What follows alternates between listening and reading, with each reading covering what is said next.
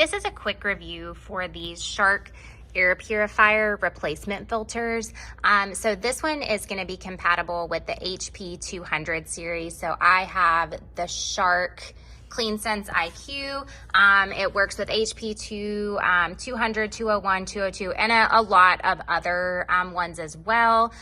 You can get it in a 1-pack or a 2-pack, but before I go and install it, which is very simple to do, I just wanted to give you a little hack. So you can actually vacuum. This one is pretty clean. I haven't been using it for very long, but just to extend the life of your filter, you can easily just go in with a little handheld vacuum and just clean off some of that dust that has accumulated on there over time, and that will easily extend the life of your filter for you. And then all you do is you just clip it right back into place right there.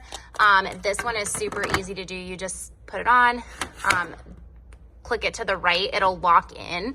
And now you are back to using your Shark CleanSense IQ.